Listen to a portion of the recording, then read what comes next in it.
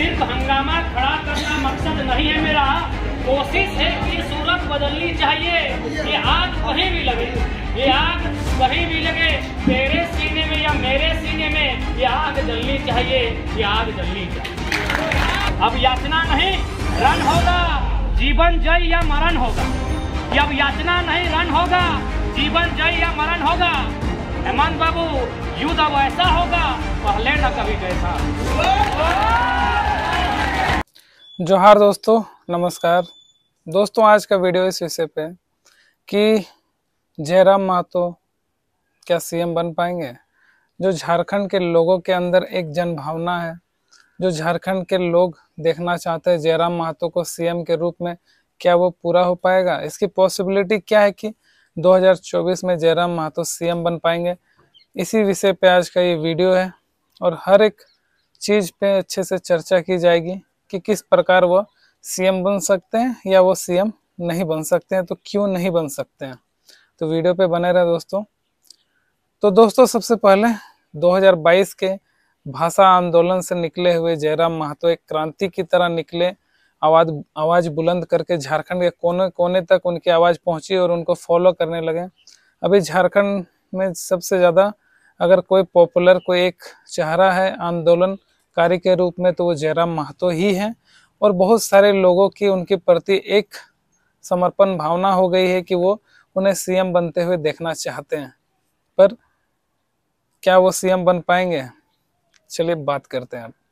तो सबसे पहले दोस्तों, झारखंड के विधानसभा सीटों पे गौर करनी चाहिए हमें कि कितनी सीटें हैं। तो झारखंड में टोटल 81 विधानसभा सीटें हैं, जिनमें से 28 सीटें आरक्षित की गई हैं एसटी वर्ग के लिए, अनुसूचित जनजाति वर्ग के लिए आरक्षित की गई है, और 8 सीटें अनुसूचित जाति के लिए आरक्षित की गई हैं। बाकी सीटें जनरल हैं।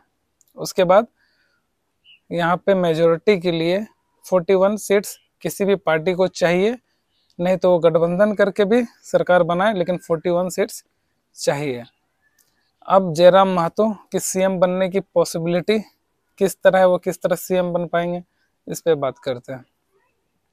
तो सबसे पहली बात यह है कि जयराम महतो को सीएम बनने के लिए सबसे पहले तो उन्हें बेसिक सा चीज़ है, चुनाव लड़ना पड़ेगा। अगर वो चुनाव में जीतेंगे तभी कुछ हो सकता है। और चुनाव लड़ने के लिए उनके पास 2 ऑप्शन है, या तो वो एक नए पार्टी बना के चुनाव लड़े, या तो किसी पार्टी का टिकट लेके चुनाव लड़े। जैसा कि नए पार्टी पे बात कर रहे हैं, तो जैसा कि झारखंड में जयराम महतो अधिकतर जनसभाएं कर रहे हैं, तो उनमें वो झारखंडी भाषा खतियान संघर्ष समिति के बैनर तले ही ज़्यादा से ज़्यादा वो जनसभाएं करते हुए दिखते हैं। और कहीं ना कहीं लोगों द्वारा उम्मीद यही लगाया जा रहा है कि इसी को वो पार्टी में कन्वर्ट करेंगे और झारखंडी भाषा खतियानी संघर्ष समिति के बैनर तले वो इलेक्शन लड़ेंगे और लोगों को भी अलग अलग क्षेत्र से जोड़ेंगे और इलेक्शन लड़वाएंगे।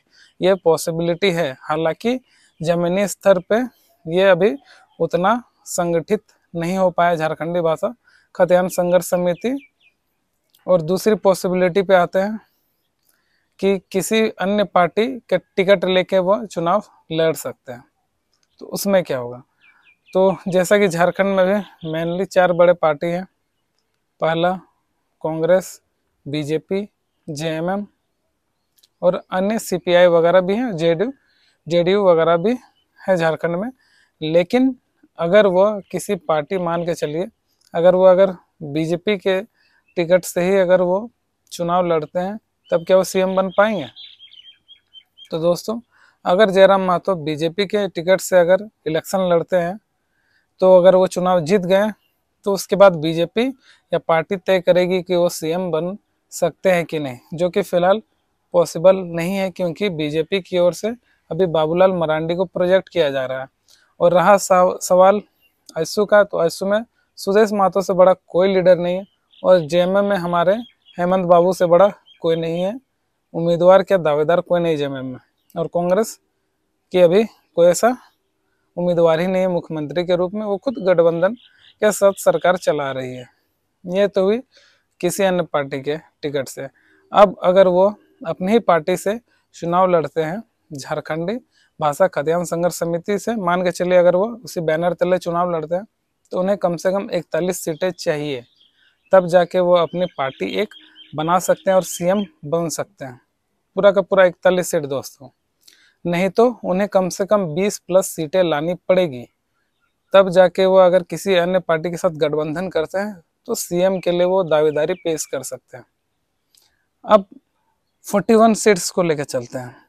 अगर 41 सीटें जयराम महतो को लानी है तो सबसे पहले जयराम महतो को अपने साथ आदिवासी और यहाँ के अनुसूचित जाति लोगों को जोड़ना पड़ेगा, जो कि और साथ ही उन्हें मुस्लिम लोगों को भी अपने साथ जोड़ना पड़ेगा, जो कि उनके जनसभाओं में नदारत महसूस होते हैं क्योंकि उनकी संख्या बहुत कम है।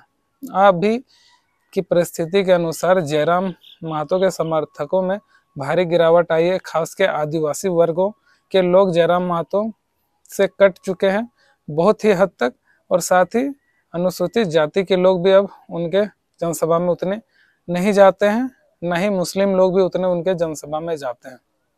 और जयराम महतो का कहीं ना कहीं फोकस उत्तरी छोटा नागपुर क्षेत्र में ज़्यादा रहता है, हालांकि वो झारखंड के हर एक कोने में जनसभा लगभग कर चुके हैं। अब कहीं ना कहीं 41 सीट के लिए उन्हें सबको आपस में जोड़ना पड़ेगा, तब जाके वो 41 सीट ला पाएंगे, क्योंकि उन्हें कहीं ना कहीं आदिवासी प्रत्याशी को भी आदिवासी रिजर्व सीट से खड़ा करना पड़ेगा और एसटी एससी के भी लोगों को उनके रिजर्व सीट से खड़ा करना पड़ेगा, तब जाके चुनाव जीतेंगे, तब जाके 41 सीटें पॉसिबल है, वरना ऐसे पॉसिबल नहीं है। और एक बात, ये जो आदिवासी लोग, बहुत को अभी आदिवासी भाई दादा सब भी मेरे वीडियो देखते होंगे, वो लोग कमेंट करेंगे कि ऐसा नहीं है कि आदिवासी लोग जयराम महतो से कटे हुए हैं, लेकिन आप बात मानिए, जमीनी स्तर पे मैं देख रहा हूँ कि बहुत सारे आदिवासी भाई कट रहे हैं, क्योंकि कहीं ना कहीं कुर्मी आंदोलन इसके पीछे एक हाथ है, कुर्मी आंदोलन का। इसी वजह से आदिवासी लोग भी थोड़े से कटे हुए हैं। इन सब को जयराम महतो को साथ में लेके चलना पड़ेगा और इलेक्शन में कहीं ना कहीं सबको लेके उन्हें 41 सीट लाना पड़ेगा। अगर ये हो जाएगा तब जयराम महतो सीएम बन सकते हैं 2024 में, अन्यथा सीएम बनने की और तीसरा कोई पॉसिबिलिटीज नहीं है फिलहाल।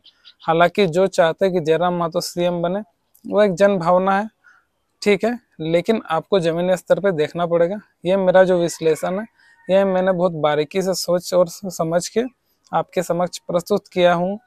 अगर आपको इसमें कुछ त्रुटि लगे तो आप अपनी प्रतिक्रिया दे सकते हैं, और अगर इसके अलावा भी आपको लगता है कि जयराम महतो कोई अन्य विकल्प है सीएम बनने का, तो वो भी कमेंट करके बता सकते हैं, मैं गौर जरूर करूँगा। बाकी के लिए जय हिंद, जोहार।